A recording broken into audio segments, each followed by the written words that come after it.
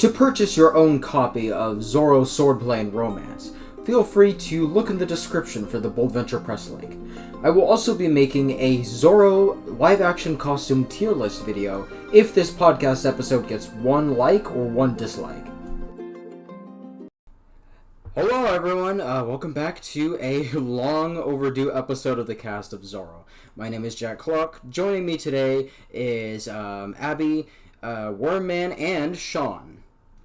And no guest today, but it's just going to be us hanging out and talking about not just the new Zorro show again like last time, but also some pretty cool Zorro news that I should have been talking about a while ago, but I've been so busy with work and stuff like that until now. But I'm glad I finally set aside the time to do another episode. You know the old proverb, Jack.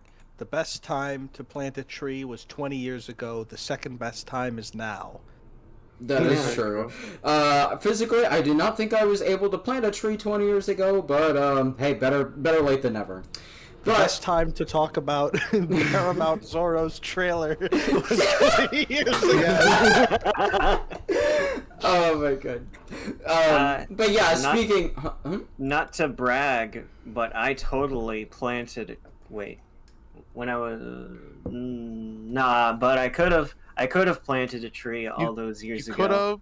You would have. You should have. Could have, would have, should have, yeah.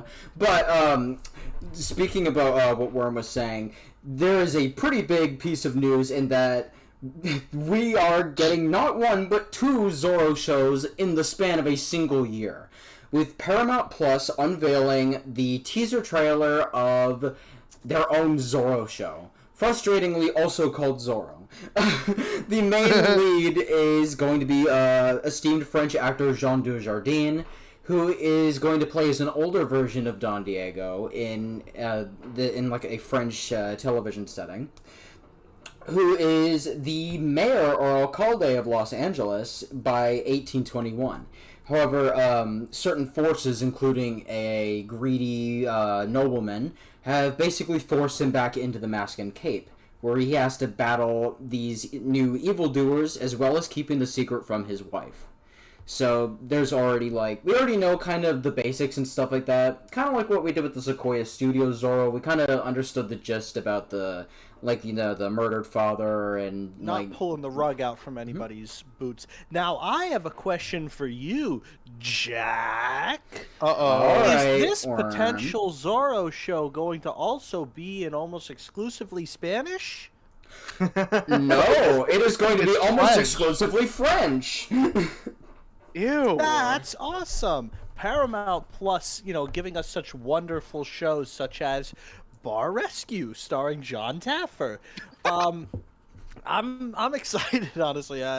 Paramount Plus is I love Paramount. I think they do they have one of the smaller catalogs of shows, but having this being exclusive to it is making me happy for having Paramount Plus. And also SpongeBob. And to springboard off of that, I absolutely love the French language. I love hearing it. Just it's got that je ne sais quoi. Definitely, it does have that. That is terrible. I love it.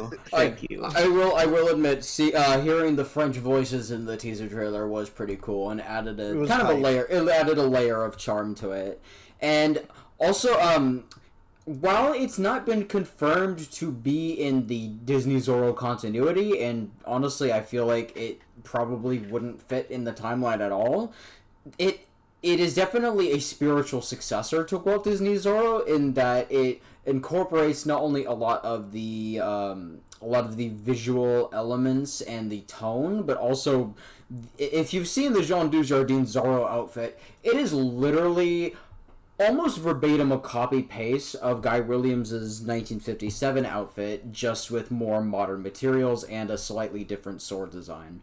Which I'm not complaining about. I love that. I think that's kind of a cool thing about this show, is I think it's perfect that it's coming out around the same, time frame as the Sequoia Studios Zorro, because I love the Sequoia Studios Zorro, but I do know a certain amount of people that it was like a little too different, too out there for them. So like a more traditional, kind of more family fun Zorro is, kind of a good alternative for a lot of people, as well as a good palate cleanser from the very intense, heavy themes of the new show.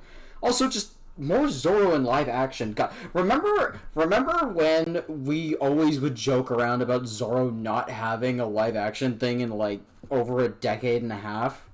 Yeah. Mm-hmm.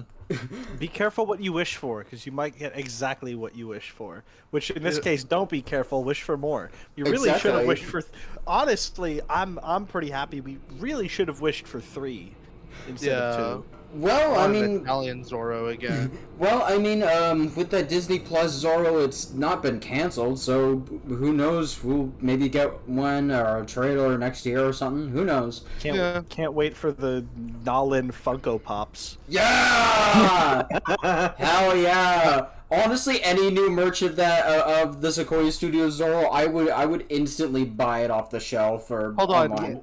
I keep forgetting his name because he's such a forgettable character. But who's the guy with the cult again from the new show again? Samuel. Samuel, I want Funko Pops of him. Oh, They tease it and then nothing ever comes up of it. imagine MF's right out of Samuel Funko Pops. Ever heard of artificial scarcity? imagine Samuel gets a Funko Pop before Nalin. I would take a long walk off a short pier if that happened. No. What do we do is they would announce it and then it never comes out. We get to use it. Just like the character. There would be a point where it almost comes out, and then it doesn't. But those kinds of dreams are not too far off, as Jack is about to tell us. We might be having some sort of merch. Figures Exactly. merch Thank you so much for that segue, because speaking of Disney Zorro related stuff, as we were talking about with the Jean Dujardin and Disney Plus Zorro stuff, Boss Fight Studios, who previously gave us merch of, at first it was like, it's just kind of like generic original Zorro stuff, which was honestly pretty cool. I have one of those figures actually right next to me.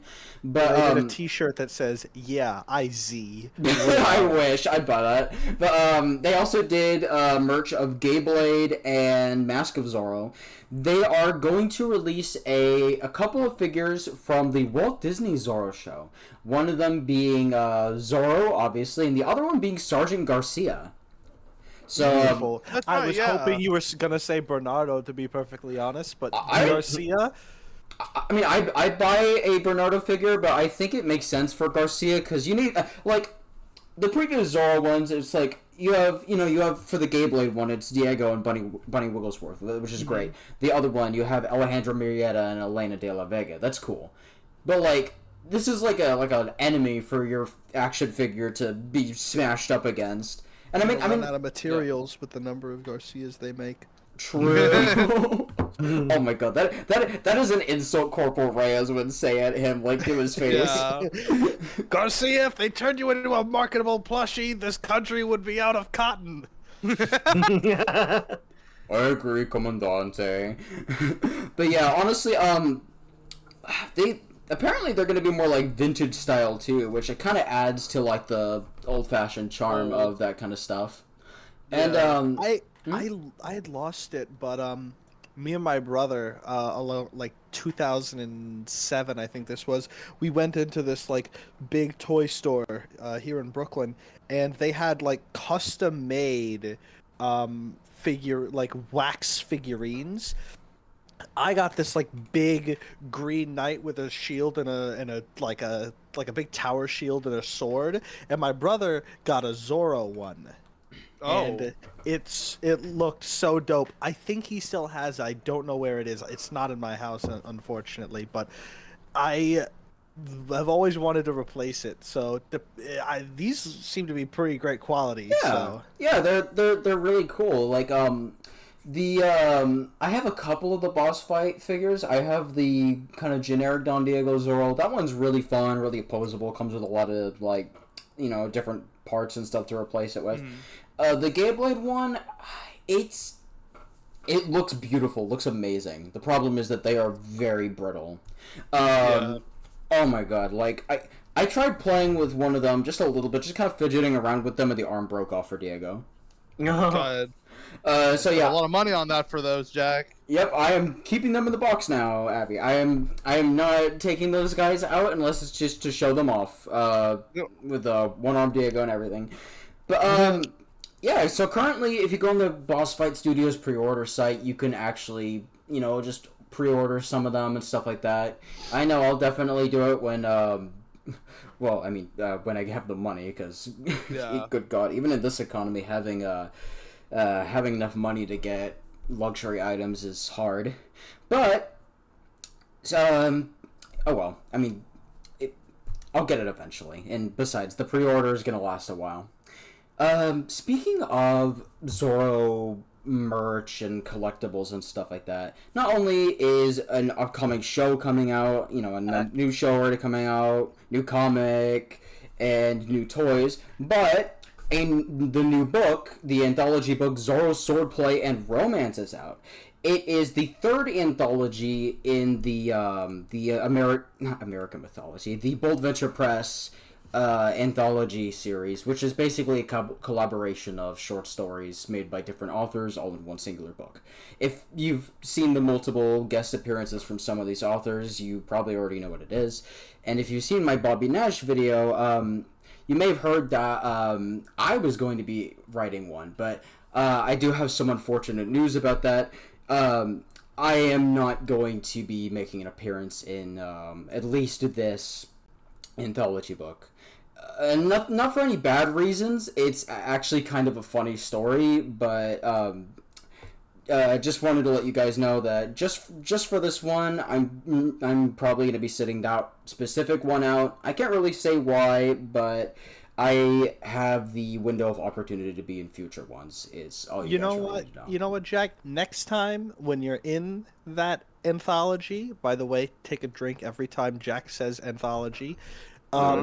Next time when you're in it, you can tell that funny story, because that's exactly what podcasts are for. Exactly. I mean, you could still like sign the books when they come out. I mean, if someone comes up to me with a copy of it, hell yeah, I'll sign it. But yeah, like nothing really bad happened. My submission was fine. It's just, it's I can't really say why, but it's not gonna be added to this specific book, and that's okay. I'm just too much sex and nudity in it. oh please, oh please. Too much men kissing. But I will say though that the book itself, I've been reading it so far, and I actually I'm almost finished with Bobby Nash's chapter. If you're seeing this, Bobby Nash, I've been absolutely loving your story so far. You did We great. love your stuff, Bobby. And where can we find this swordplay and romance book? In the Bold Venture Press website. I will be leaving a link in the description. It is where you get to buy pretty much all Zorro book content, from the original pulps all the way to the more modern releases and anthologies. And Is that going to be next to our merch link? I mean, I know we don't have one yet, but yeah. That'd be awesome. Check back in like a year, and we'll have like one shirt that's. It's just a giant Comic Sans Z on a black T-shirt. It's Oh my god. I was gonna take the same like fill in the blank before, like, yeah, I Zorro podcast. What about it? But a giant goofy cartoon Z is definitely the best idea. Oh we my should have it God. on like a little hat. and then it should be like, it should be comically overpriced. But not like a baseball hat. It should be like a Zorro hat with like a little cartoon Z on the front. Yeah, oh my god, that'd be really funny. But that's pretty much going to be all of the news for now. Alright, so next we're going to be talking about the selected Zorro media for today, which is episode 2 of the new Zorro show, the second episode name being Inheritance. This one was Oh my god, this one is such an absolutely good. I wouldn't say the show has bottle episodes to it, but this is the closest thing to like a not a bottle. It's a very self-contained story in an otherwise very serialized show, and I thought that was so absolutely like cool of them to do that. Could we define bottle episodes for viewers who might not be familiar with this term? Oh yeah, a bottle episode is kind of like it's kind of like an episode of a TV show where they don't use a lot of the main time or budget as they did for other more bombastic episodes, just to kind of like to fill in the runtime, but also just to kind of flex creative muscles. You know, kind of just like, for example, one of the most famous episodes of Star Trek Deep Space Nine, Duet, in season 1 was a bottle episode. That was originally not one of the big episodes they had planned for the release. It's kind of just a throwaway one that they did just to time So things. a bottle episode is not exactly filler, but it's its own small arc that is contained in the bottle. Pretty much, yeah. And these are usually made to save time or budget, but also just to kind of be like more narrative focused, if that makes sense. Mm-hmm. And I feel like this one definitely was very like it's a very self-contained episode. It's not as flashy as some of the other ones, but it has a lot of it has its own message that it has, and it has its like themes and stuff like that it very closely follows and wears on its sleeve. So I want to get your guys' opinion on the episode. How'd you guys think about it? Oh, I thought it was great. I think it had some of the best characterization, and sort of the best way that I can put it is it defined a lot of characters' expectations and goals pretty well. Like, going into the show, episode 1, you're not entirely sure whether to think of this Monasterio, for instance, as the same one as the Disney Zorro. But this episode kind of makes it abundantly clear that although there's so much different, there is so much that stays the same. Yeah. And from episode 1, you might remember, it almost just feels like, oh, this is the classic sort of military dictator that is popular in other things, not quite exactly Monasterio, but here it's shown that not only is his ego already a little bit wounded, his pride is sort of more important than his own military prowess even. His goal is to get Zorro more so than to stop the outlaws, which I think an episode like this was sort of needed. Wait, Worm, I feel like you're confusing some of the characters. Well, the people who robbed his caravan of the explosives. Oh, no, the guy that was robbed was Ramirez. He's established in later episodes. But he's like this mercenary, not mercenary. But he's not. He's this hired like guy. Oh, but he's not. He's not like an underling. Monasterio is the captain guy who is the love interest to Lolita. And the character I think that you're currently thinking about right now is the governor, Pedro Victoria. There we go. That was his name. That's it.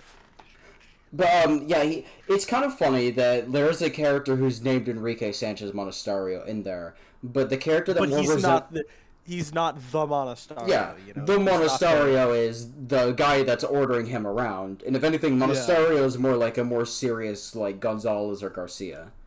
Yeah, he's not really a villain. Yeah.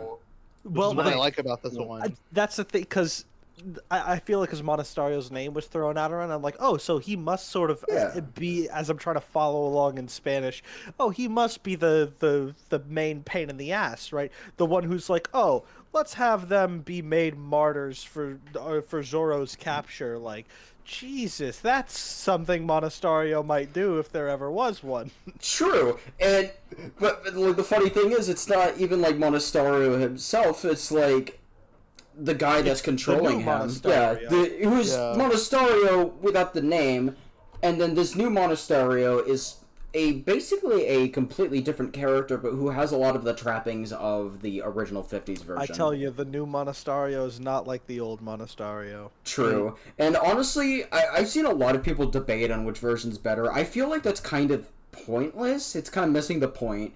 The new Monasterio isn't supposed to be anything like the old one. It's supposed to be kind of a subversion of the audience's expectations.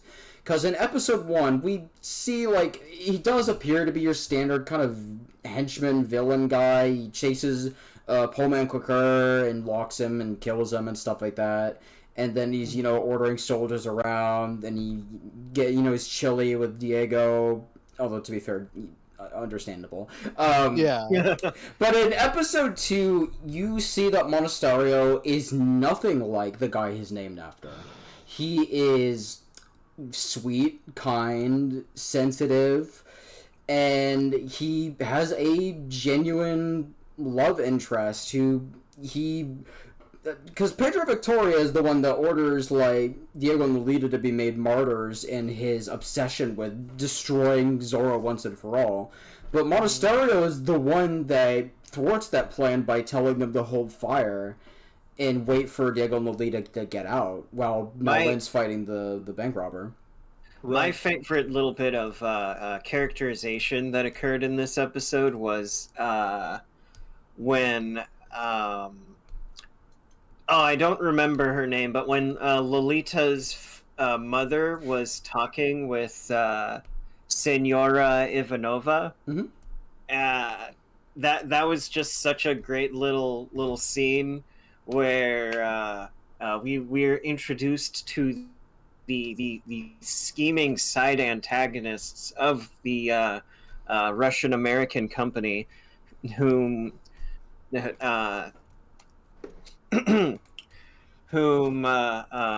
got some money from the family of Lolita. I'm just blanking on their name. The Marquez family. Yes, the Marquez family. And Ivanova is just like, yeah, I did sleep with your husband. What about it? You mad? And like, the funny response is, she's like, "No, I'm not mad that you did that. I'm mad that he's blowing all of his money on you." Honestly, I absolutely love those characters' interactions so much. Like, it reminds me a lot of the 1940 film with a lot of the scheming villains and stuff like that, and Diego has to scheme along with them. But in this one, Diego is way too much of a...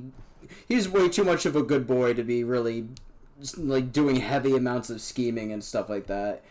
Yeah. Right. The themes, like, especially they introduce, like, the robbers, and what the point I was gonna try to make with, like, the evil governor basically being the main, like, force for evil and trying to sort of be indiscriminate with the killing of Zorro versus the killing of the robbers. But that kind of, like, good boy energy, especially in a more gritty Zorro like this, is necessary to distinguish the difference between the robbers and Zorro the outlaw, he's an outlaw, but he's not like, oh, you're gonna tell me that my hair looks bad? Now nobody will ever tell me my hair looks bad. But yeah, it's like the robbers are so interesting. By the way, they were such a really good, like, one-off antagonist. If you want Zorro, especially in early episodes, to look really good, you can't just throw soldier and, like, horseman number 1 and 2 at them. Having a good, like, right off the bat, just a throwaway villain faction that has legitimate motivations and grievances, and they're not particularly, like, stupid either. Yeah. Like, the more than anything, Diego gets sort of he gets blindsided. He was helpless for clowned most on of the it episode. way more than the robbers do. The difference is the robbers kind of don't have the grit and determination to make it long term, and as soon as the fight is taken to them, they fall apart like a stack of Jenga. Exactly. They completely relied on the element of surprise, and when the tables were turned on them, they instantly fell, especially without their leader. But They had a great hostage situation going. exactly, they did. And what was I going to say? It is very funny though that great hostage situation is the reason why it took way longer. Excuse me. Why it took way longer for the leader of the robbers to get his wish, which was getting to fight Zorro, because he had Zorro as one of his hostages. Yeah. And I find that so interesting too, because this Zorro, this version of Diego is so much more vulnerable than other ones. I think I talked about that in the previous episode when we were talking about the first opening of the show, and I'm going to be talking about it when my video essay that's coming out soon. But this version of Zorro is so much more physically and emotionally vulnerable than pretty much almost any other one in the franchise history. And this specific episode was very much about Diego's growing pains with having this mantle of Zorro thrust upon him. Because, like most of the episode, he is completely helpless and beholden to these robbers and stuff like that, who want the one thing that he can't really give them right now because he's too busy at the business end of a Derringer. And essentially, like, near the end of the heist, he has to get help from Nalin, out of all people, who hates him and wants him to die. And it is such an absolutely, like, it's so refreshing and unique to see Diego, like, at this level of, like, helpless and, like, on the back foot, that I wish we could see from Zorro a little more. And I thought it was super refreshing. And by the time the heist is over and stuff, he's literally going to Bernardo, like, you know, if no one wants to keep the costume that she took, go ahead. I don't think I should be Zorro if, like, I can't even handle any of this. And, of course, he gets talked out of that by Corvo Nocturno, but, like, it is genuinely compelling to see a version of Diego that falls, a version of him that can fail. That fails. Yeah. And, oh my god, it's, the robbers themselves, by the way, their motivation was so real, if that makes sense. Too. Like, most of them were just in it for the money, which is fair. But, like, the leader of them is one of the most complex Zorro villains that we've had in a while, and he's only in one episode. Yeah. He's kind of the 2024 equivalent of, like, when they really of, like, the 90s or 50s Zorro shows, when they introduce a villain of the week and then either kill them off or just have them sent away. He's kind of just the 2024 equivalent of that, but he's just so well written. Like, his motivation in that being that, like, the previous Zorro, Pomenko Kerr, killed his father. It's not a super complex one, but it is a very it's a very compelling reason. Yeah, that's the word, yeah. Where it makes you, especially up to the conversation where Diego has to be like, look, there's not just one Zorro. You can't take one Zorro and be like, oh, that's all of them. Yeah. But I want to go back to you talking about Nalin and saving Zorro, because I think Don Diego coming out of there and there being, like, evidence that Zorro had shown up does kind of give Don Diego this, like, little bubble of immunity of suspicion for at least a few episodes. Definitely. Probably. Because, oh, hey, Diego and Zorro were seen in the same place at the same time. And that was the main thing that in the 50s Zorro that Monasterio deduced made Diego Zorro because they were never in the same room. But like here, Zorro was seen in full view of the public with multiple witnesses fighting this person in front of Diego. And not only because he already had a decent alibi in episode 1 by carving the Z on his chest after Nalin completely raffle stomped him, but also, well, now they're even more so because Nalin was right there in the Zorro outfit, and honestly, Yeah, but she had boobs and axes. That's not real Zorro. to be fair though, the previous Zorro had a tomahawk as well as a sword, so I mean they could just argue that, like, oh, the new one also just has one. Okay, You just keep. Honestly, if I were Diego in this situation, I'd be like, well, Zorro was seen using like axes, right? What if I just like kept one axe with me? Yeah. Just I won't really need to use it. My sword is my weapon. But if people are like, "Hey, didn't Zorro use an axe?" I'll be like, "Uh-oh, right here. Look at this axe." That would be a really good idea. I think the problem though is that Nalin took all of her brother's tomahawks before then. I mean, he could make a new one. That's fair, or he could just go over to the indigenous tribe and just ask to borrow one. But fair.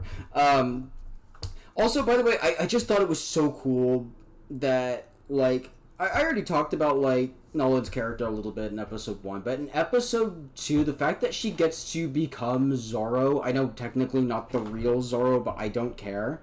She gets to be Zorro, an indigenous woman of color gets to be Zorro, and that is so cool. And none of that, costume, fighting crime, that's Zorro. Yeah, and none of that, like, you know, like, Lady Zorro or the Black Whip nonsense, like, no secondary name, just like, oh, well, she's not actually Zorro. No, Zorro. She is Zorro. She is fucking Zorro.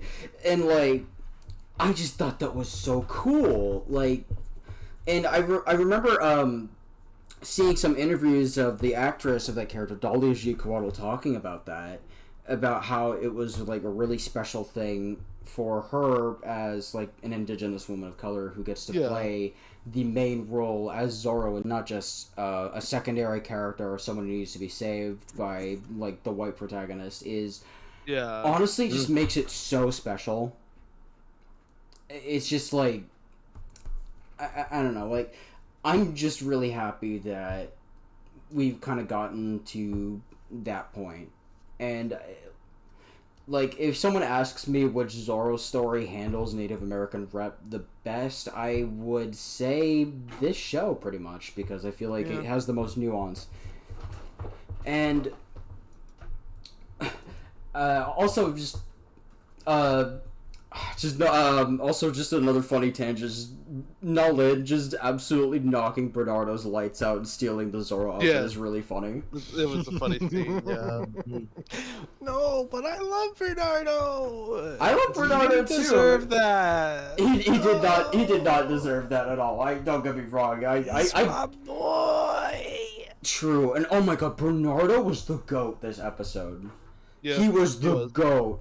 Like, so, first of all, like, we didn't see him do stuff outside of, you know, dressing Diego in the first episode, which is fine, you know, just, Bernardo does it a lot. But this episode, not only, he does multiple things. First of all, he's the one that, when the little girl's mother is kidnapped, she's the one that steps outside of the building. She's terrified at first, because there's literally a dead guy just out there who was shot by the robbers. And obviously, it is a horrible thing for anyone, especially a small child, to experience. But Bernardo is there, and he basically tells her, hey, it's okay, I'm not going to let them hurt you. And she rushes over to him, and he hugs her. And I thought that was such an absolutely understated, like, really sweet moment. Yeah. Understated. An understated moment, is what I said. Oh, alright. Like, I don't see a lot of people talking about that, but I just thought that was really cool. And then, what else is... He's also the one that is the reason why Nalin is there in the first place. He goes over to the Native American tribe, and he asks them where Nalin is, so he can get her help. And when he can't reach her at first, he's like, you know what, I'll just dress up as Zorro myself, but, well, he can't fit the costume. So, I mean, like, honestly, there was, like, a for effort on that part, but he is the reason why Nell shows up, steals the costume, and then goes off on her own. But, like, after that, he's the one who also delays the robbers from killing everyone by telling them that he's going to get Zorro, which is also incredibly useful. And last but not least, he's the one that makes the new Zorro costume for Diego. One of my favorite costumes in the franchise now. So sick. It is so cool. I wouldn't say it's my favorite. I would not say it's same. my favorite. It's one of my favorites. It's up there. It's a nice blend of classic and this sort of like almost, I don't want to say modernized because it's not, but sleek. You know, sleek. It pares things down to simple forms and does it expertly. Like 19th century kind of tactical, if that makes sense. Exactly. It feels like it still is recognizably Zorro, but I wouldn't say it's the classic outfit, if that makes sense. Yeah. It's not the it's not the classic. It's certainly not like the face mask Zorro. Yeah. And I personally like the Zorro with a little like the more embroidered, a little more Flair-esque Zorro. Yeah. But this is definitely coming in as like it's not trying too hard to do a bunch of extra stuff. It's just really, really well executed. Exactly. And I love that so much. It's like this very it's like function over fashion, and I kind of like that a lot. And I feel like it pairs up really well with like Nalin's Zorro outfit that after she takes it in future episodes, she modifies it a little. She adds some more stitchings and stuff like that, a little bit of red flourishing to the costume, which I thought looked really neat. Made the costume kind of pop. And honestly, the fact that we have two cool Zorro outfits in one show is just always nice. And if you're still listening here, listeners, and you're asking yourself, are these just 4 adults fawning and drooling over a mostly just black outfit with the hat and all that? Yes. Exactly. Absolutely. Look, that outfit is sexy as hell. Exactly. And it look, if there's entire YouTubers out there that make huge videos like probably Spider-Man with like his Spider-Man videos and stuff like that, then I get to do the same with Zorro. I think both are equally valid. If we can get this video to 1 like, I'll Zorro. If we get this video to 1 like, I'll make a full tier list of every live action Zorro costume. My opinion on it. Nice. I will do that. I will do that if I get 1 like in this video. I swear. I'm only half joking. I need likes and I need you to get down in the comments and super chat me. I need to make this video. I'm gonna need 1 like, as well as your parents' credit card and the numbers in the back. That'll be unreasonable.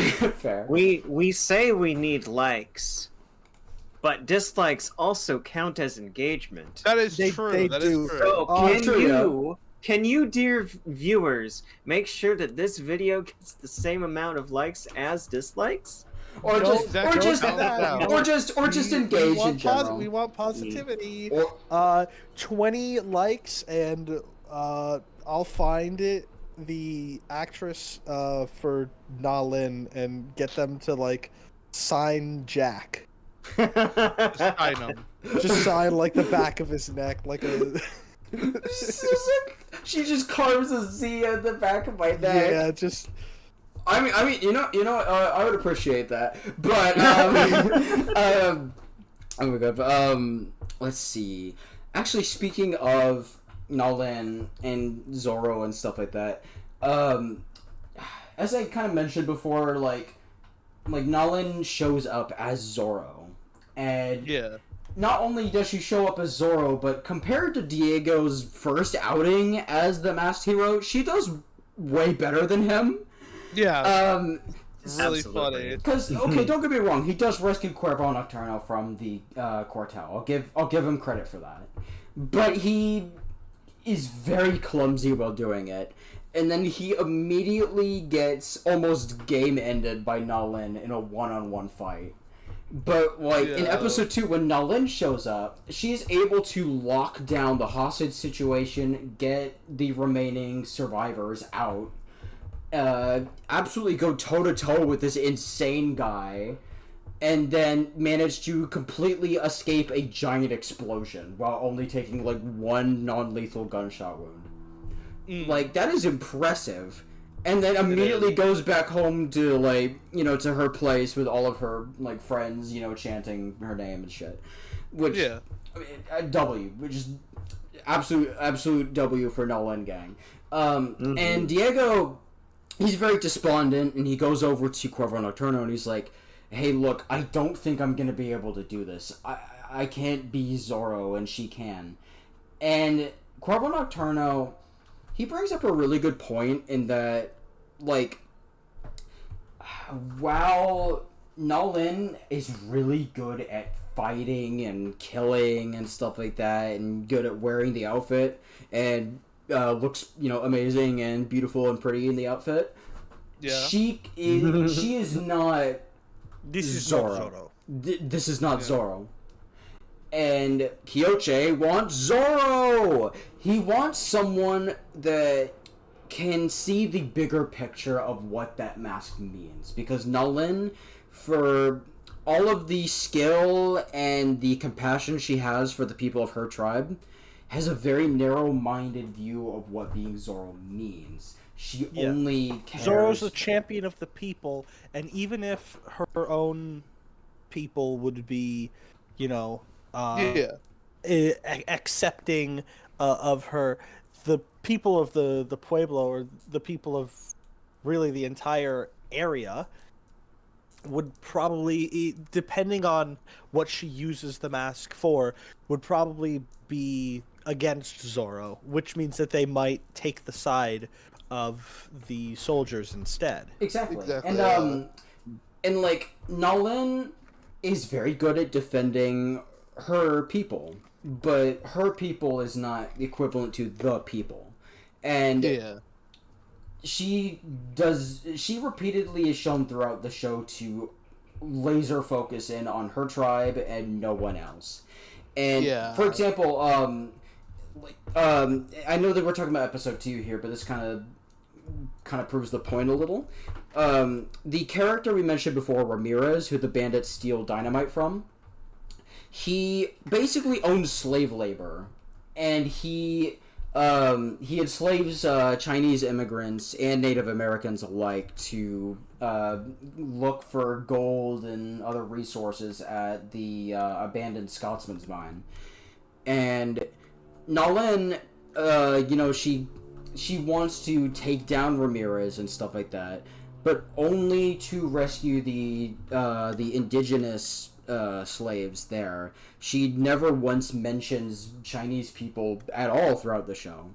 Meanwhile, Diego actually, he mentions both multiple times, and the first parts of the 3rd episode are setting up him basically heeding the call for help of just one little Chinese girl who had her sister taken by Ramirez and sold into slavery by Senor Chang. And Nalin would not do that. Nalin would not give a single damn because she is not part of her tribe, therefore she does not matter in her eyes. It's not the same as the white supremacist views of the governor or the California ethnic supremacist views. Right, of but if the she's Clan willing of the to Bear. turn a blind eye to the suffering of the people, Exactly. then that's not a trait that befits Zorro. Exactly. Like, it doesn't put her on the same level as those guys, but it doesn't make her on the same level as what Zorro should be either. Yeah, exactly. And that is why Diego is chosen, because despite Because Corvo Nocturno's like, even then he's like you still think that you're doing this out of revenge, but you really don't know what's in your own heart. You are doing this because you care, you give a shit. And it kind of clicks for Diego at that moment. Like, he still wants to avenge his father, understandable, but like, he realizes that the reason he didn't just say no to the outfit is because he has the ability to do a lot of good, and he just naturally has a good heart.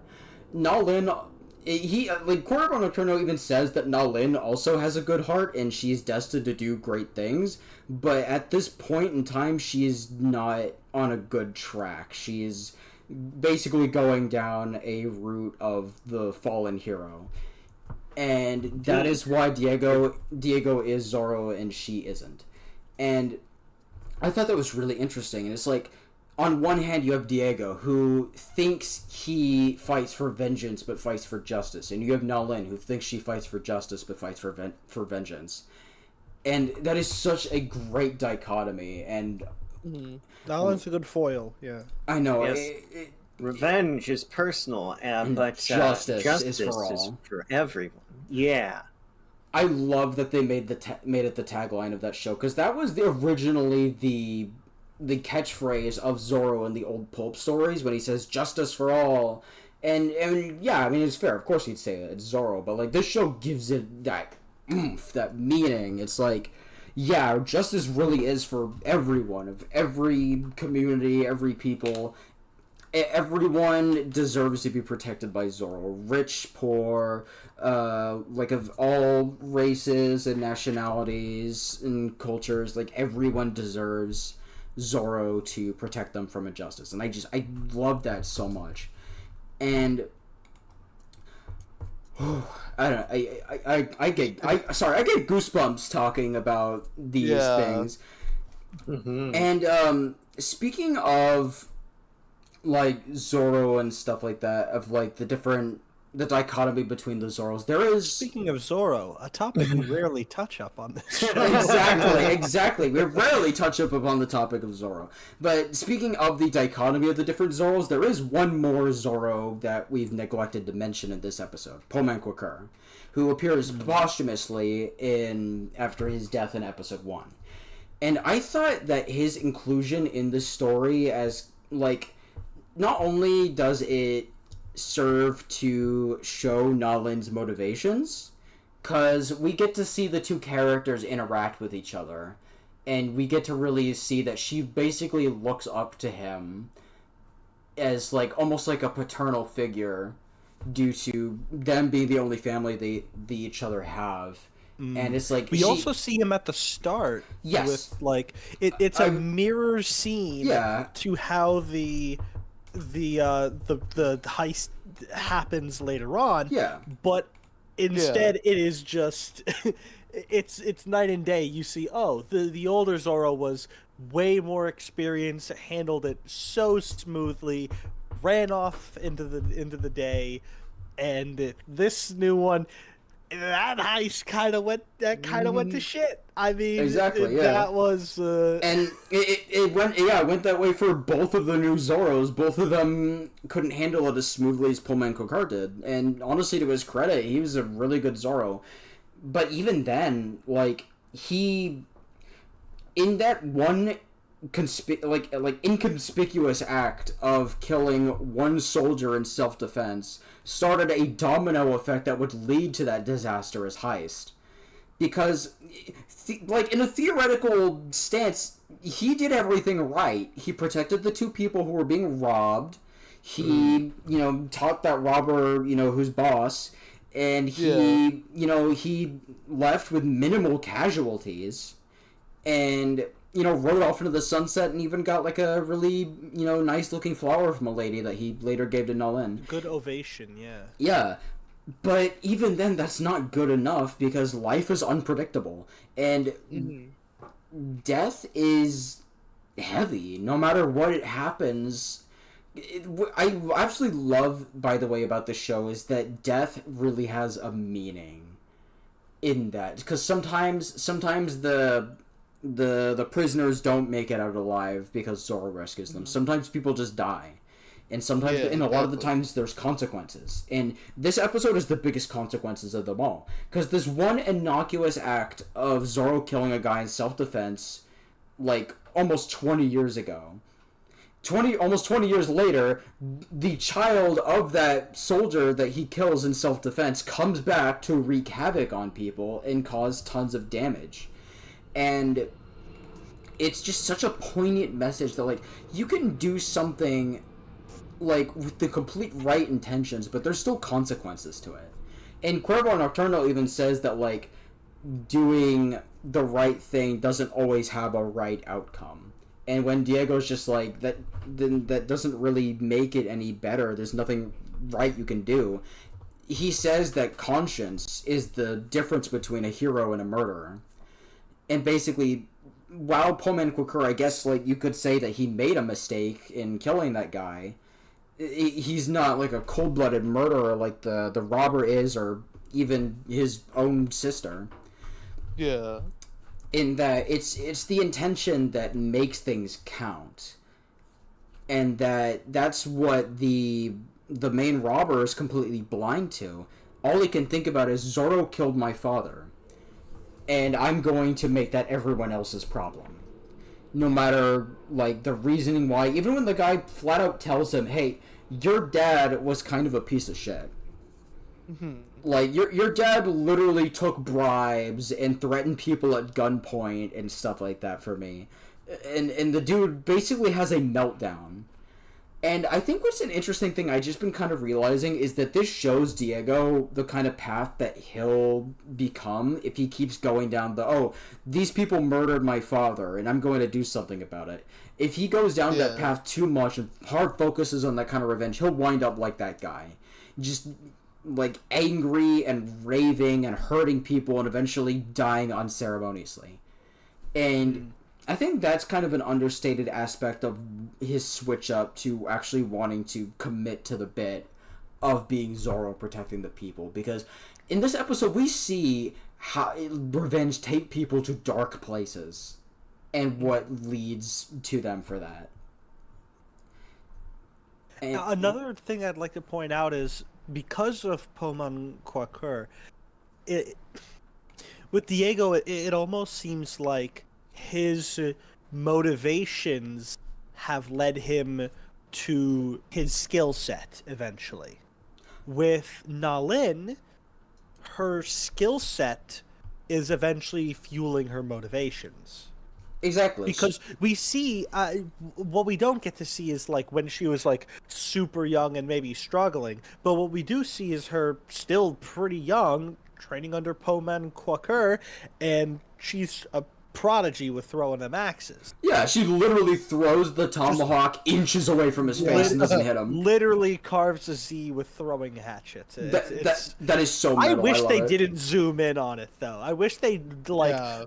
Because I was like, I noticed it as soon as it hit. I'm like, oh shit, she just threw a Z. That's so cool. And then she removes the axe and it zooms in on the Z. I'm like, well, yeah, I just saw that. You don't have to go closer. I got it Just the for first the dumb time. people at home who didn't see it. Just the in first case time. you don't understand this little known thing called I subtlety. It's for blind people to make sure they really got. Because they have a hard time seeing, you know. To be fair though, I don't think Nolan's ever been a character known for her subtlety.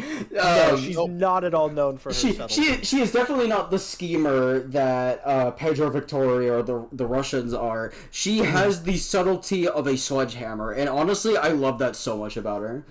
Like, but you understand my point is, like, she started off. Oh yeah. Like, the thing that she learned, that Poman Quaker he trained her, and the main thing she took away from it was not the moral teachings; it was the skills that she learned. Exactly.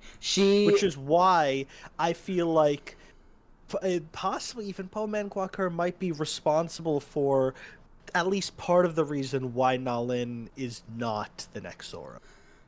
That is actually, oh my god, that is, I didn't even think about that. Honestly, you kind of hit the head of the nail with that. Because, like, both Pullman Cooker and Nolan both had their parents robbed from them She states it in episode 1 that he was the last of her family. And the two of them have basically been surviving the Spanish and later Mexican empires along with their tribe and barely hanging on. And he's basically been training her to defend herself this whole time, but also I think she takes the wrong lessons of it, or like not just of survival but of like murder. She sees what happens to Pullman Coker, and she sees all the skills that he gave her, and she's like, I'm going to make something. This is what he wanted me to do. Exactly. This is why he taught me this. I'm going to make him proud of me, and I'm going to take down all the people that did this to him, and more. And that's my 2 cents at least. It's not backed by anything, but that's at least I feel like the seeds are there that as a teacher, what he taught her, she found most important was not at all the morals. Exactly. And we see that, like, Pullman Coker, he does have, like, the understanding of what it means to be Zorro. The beginning opening scene is him defending Don Alejandro, and later on we see him defending 2 Californios. Most of the time when we see him doing stuff in the flashbacks or before he dies, it's him defending people that are different than him. And we get the feeling that he also, of course he defends his own tribe as well, but, like, he definitely has the morals of Zorro down. And maybe perhaps he tried to teach her something too, but it just didn't click. But he definitely also taught her the skills to fight, to kill. And when he himself was murdered by the Mexican authorities, she basically saw it as, like, I'm going to take all of the things that he taught me, and I am going to claim our family's birthright of being Zorro, and I'm going to make them pay. Without realizing that she is not entitled to being Zorro. That's essentially the thing. She thinks that she basically has the right or the privilege to be Zorro, because and that's the thing that that disavows her of exactly that claim. Exactly. Yeah, and like she literally disavows her own god that she's worshiping, Maya, just to be Zorro. And it's like she's salty. She basically literally defies like supernatural law just to say, you know, screw you, I'm gonna be Zorro no matter what. And this whole time, like, because meanwhile, then, like, Diego, he's earnestly struggling with, you know, becoming Zorro, and he eventually gets it, like, down. But this whole time, when him and Nalin could be teaming up together, and he asks her repeatedly if she wants to, and she says no, the two of them have the relatively the same goals, to avenge their loved ones and protect innocent people. It's just the slight disagreements over how, what, and who lead to this embittered rivalry of her toward him. And it's honestly, it is one of the most compelling protagonist-antagonist dynamics in the Zorro franchise, in my opinion. Debatable, but yeah, it was pretty good. But I feel like that's kind of it for me. Do any of you guys have anything you'd like to add about the episode before I get to the final part? I think we talked about basically everything. The only thing that I'd like to add is the structure of the episode. I feel like compared to the first one, this was... I know we talked about it being a bottleneck, but I just want to say, like, the pacing of this was really spot on. Oh, definitely, yeah. So much so that I could even recommend someone who is going into this show, if you wanted to, you shouldn't, but if you had to, you could start with episode 2 first, and then do episode 1, and then go into episode 3. Exactly. Oh, using like episode 1 as a flashback. You lose context of just a few of the things from episode 1, but because this is such a self-enclosed story, you can start with it, and I feel like it does the vibe of a Zorro show better than episode 1 because of how stellar the writing is. The action scenes are fleshed out, everything has its callback, and it's just really, really well done. Yeah, From every standpoint, the choreography in this one, I loved the ending fight in the darkness. That was a pretty dope fight. yeah, that fight is so cool. It's like, honestly, it just makes me wish that we had a more like serious Zorro game where you get to just do stuff like that, because seeing him silently take down people and stuff like that and slowly creep over to his main objective of freeing the girl's mother was just, oh my god, that was so cool. And seeing him use the throwing knives is just awesome. I love that this version of Diego, we get a little bit more of an addition to his arsenal, not just the sword and the whip, but also just like throwing knives like Dio up in here. It's so Zorro cool. who throws knives? No. Is this a Jack Clock Fistful of Frags reference? Oh my god. I mean, we've had some Zorros who've been able to throw knives before. Walt Disney Zorro did it a little. Zorro But Rides Again. this one was like, okay, here's my sword. Throw it up into the air. The guy's like, oh, where did it go? Thump! And we see throughout the rest of the show, but for the first time in episode 2, he does cool like little trick shots with them, which is just so cool. And like we see him do these crazy like throws and like quick scope like looking throws, and it's crazy. Me when I scope my knife. But yeah, I think that kind of like sums up this episode. It's pretty well paced. Yeah, definitely. And I'd say like I obviously you should watch episode 1 first, but episode 2 really is like, it is also a good introduction if episode 1 never happened. So our final topic is going to be, it's essentially the question, should Zorro always take place during Spanish California, or is it okay to branch out into other settings? I think it's cool if Zorro was in the Eurasian steppe fighting Mongolians. That'd be pretty actually awesome. Yeah, that kind of goes hard. So Horses are so big there, you know? Like, horseback riding on the Eurasian steppe is so cool. Yeah. If we're gonna take the question at face value, I think he fits best in colonial settings, whether that's Spanish California or perhaps other parts of the Spanish Empire, or hey, what if Space Zorro? Zorro X. You said colonial, and the first thing that popped in my head was like Salem witch trials Zorro. Hell yeah! I mean, that would be a very funny story, honestly. Like everyone thinks he's a witch because he shows up in like a cool black outfit or something like that, or no, they instantly accuse Don Diego of being a witch because he's a foreigner. I don't necessarily think his costume would scream witch, because back then Puritans mostly the same. wore black. It'd be mostly the same, except now he's got a buckle on his hat. Oh my Well, god. no, they call it. No, they would say he's a witch or like some sort of apparition because they think he's like a walking shadow or something. Oh, that'd be cool. But yeah, I do kind of agree that Zorro definitely fits the most in colonial type settings. I feel like the thing about Zorro is that he could be put in a lot of settings and he'd still work.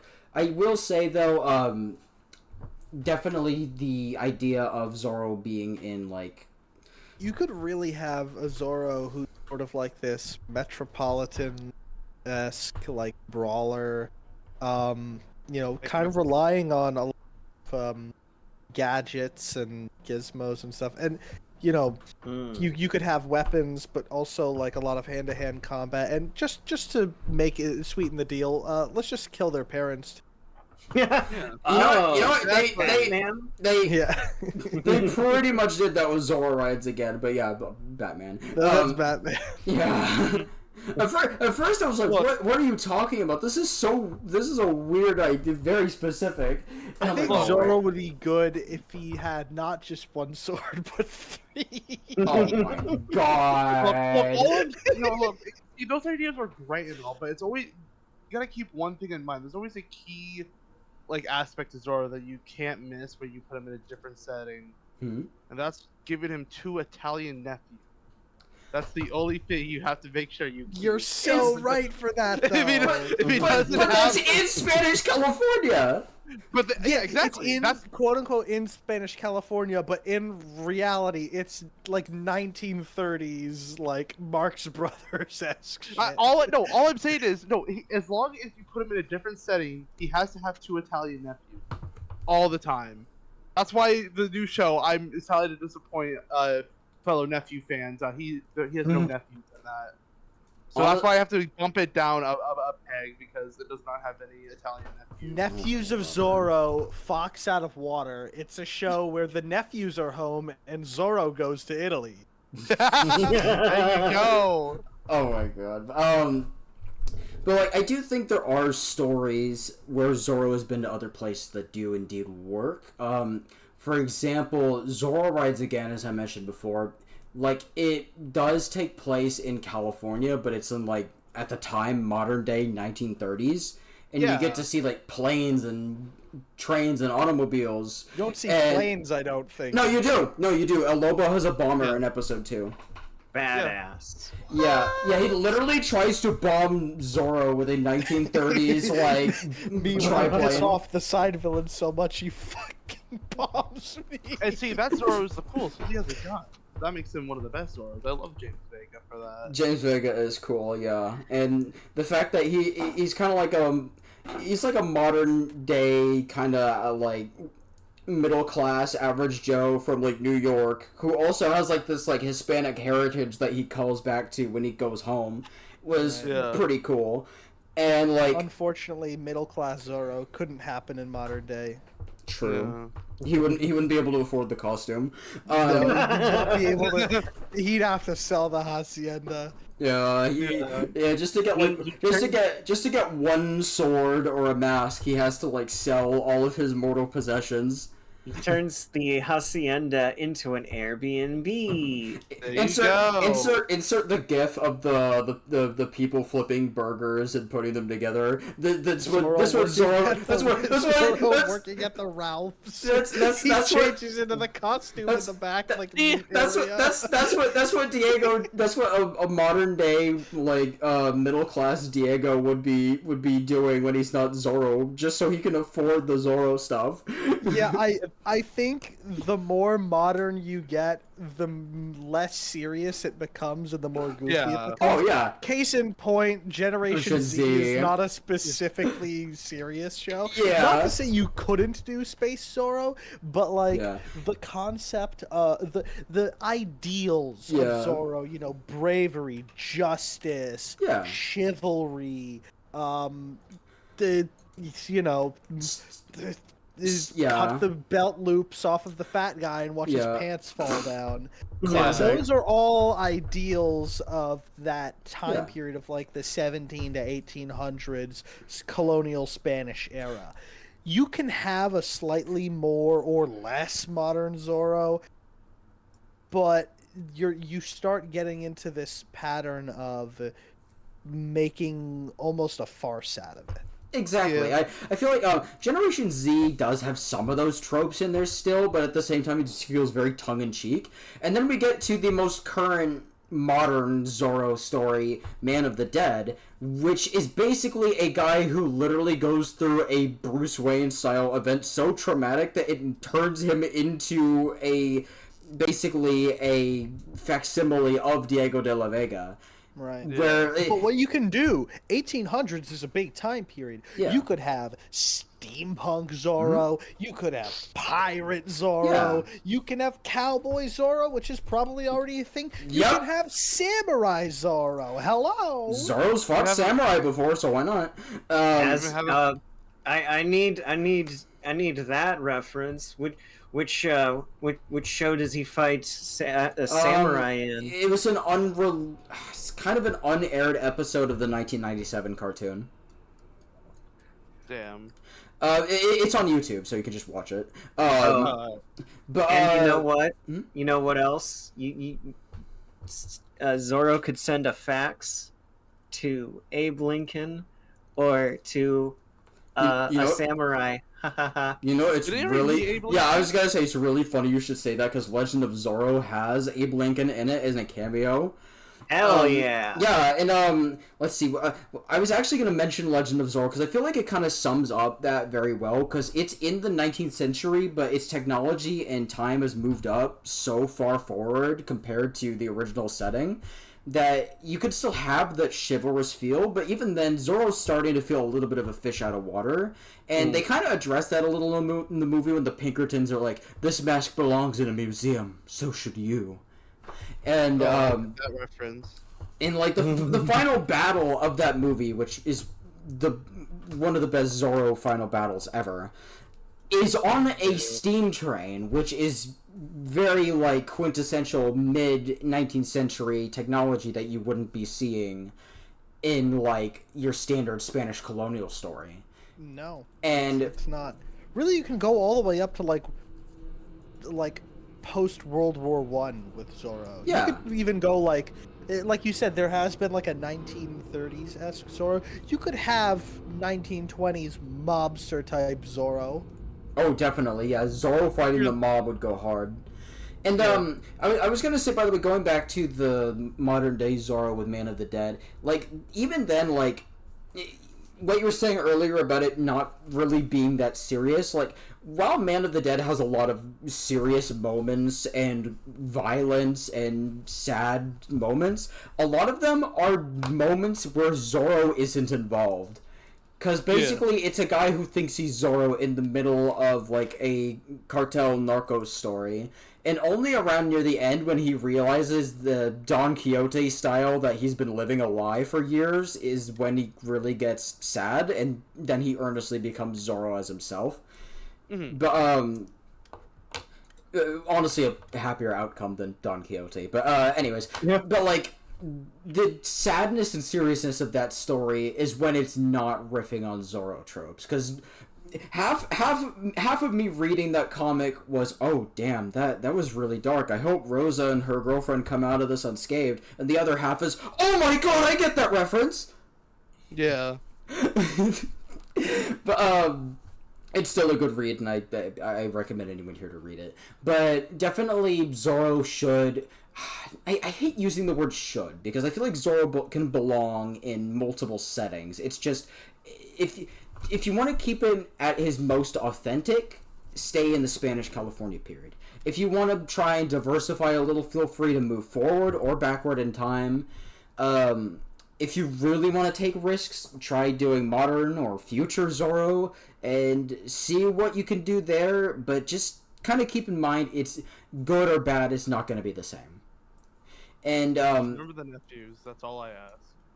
but I was gonna say, I've seen people. What kind of prompted this question was a while ago. I've seen some people, including some like people who I really respect otherwise, saying that Zorro should only be in the Spanish California setting, and I really kind of took a lot of umbrage with that because it is very stifling to the character.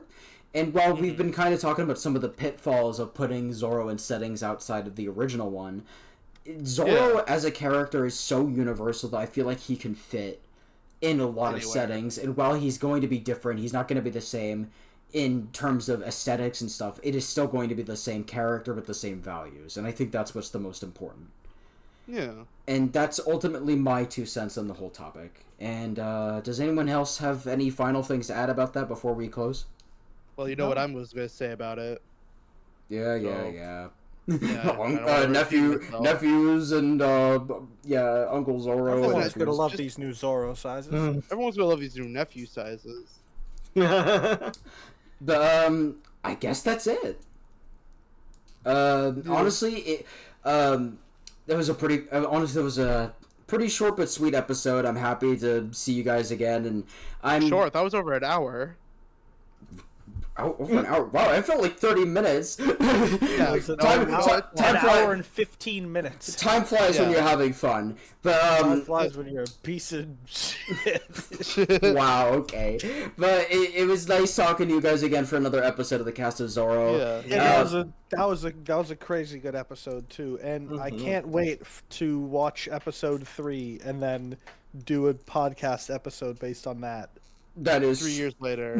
All right, Get ready, everybody! August 17th. August 17th. Save the date in your calendar. That's probably what we're gonna do for Honestly, I'll the next episode. I don't know. honestly I'll try and do more frequent episodes from now on because I feel like I've been waiting too long. But honestly, I'm happy that I've just been able to get one out now, and it's good to it's always good to see you guys again. It's always good to see the audience again. This is Jack Clock, Abby, Sean, and Worm, and we're signing out.